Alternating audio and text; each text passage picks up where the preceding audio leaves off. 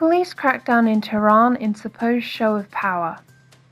On October 23rd, a wide array of Iranian state news agencies quoted the Tehran Chief of Police as saying that 255 operations were carried out in Tehran, in which 240 people, including 45 juveniles, were arrested. Hossein Rahimi said that the detainees were accused of troublemaking, destroying public property, and instigating public opinion on the internet, among other things. He said 255 operations were carried out in the past 48 hours in contaminated sites, and 210 shops, including cafés, gyms, and 67 parks and other centres were cleared out. The Tehran Chief of Police also said that those who sold and published banned books were arrested. Poverty forces more people to dig through garbage in Iran. Garbage searching in Iran and looking for food to eat has become one of the growing means of survival for a wide range of Iranian people. The streets of Tehran are full of disturbing images of children who search through the garbage looking for anything they can eat.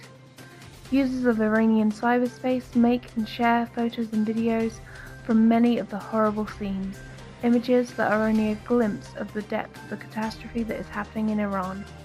The latest example is the image of a man who died on October 21st near the trash bins due to eating rotten materials from the garbage.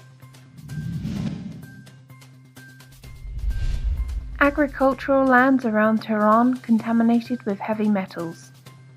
Only 20% of Tehran's sewage is properly treated, and the rest is contaminating underground water reservoirs and agricultural lands, a member of the Iranian parliament has warned. Based on tests carried out at vegetable and fruit markets, traces of heavy and illegal toxic metals in root vegetables, including carrots, potatoes and onions, are much more than admissible levels, said the spokesperson of the Parliament's Agriculture Commission, Ali Mohammed Shari. Trump says more sanctions will come for Iran. Speaking on the 35th anniversary of the attack in Beirut that killed 241 Marines, President Donald Trump announced that more sanctions might follow the full reimposition of previous sanctions in November.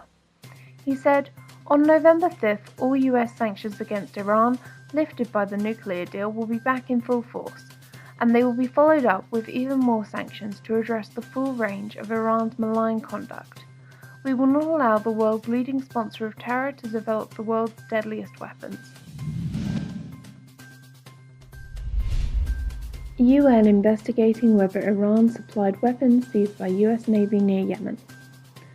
UN inspectors are examining more than 2,500 AK-47 rifles and other guns seized by the crew of a US destroyer off the coast of Yemen to determine whether the weapons originated in Iran or Somalia. US authorities said that they invited the UN inspectors on board on October 25th to determine whether the weapons provide proof that Iran is smuggling arms to allied Shiite Houthi rebels that are battling the Yemeni government in a 4-year civil war. Iran has denied providing weapons to the Houthis.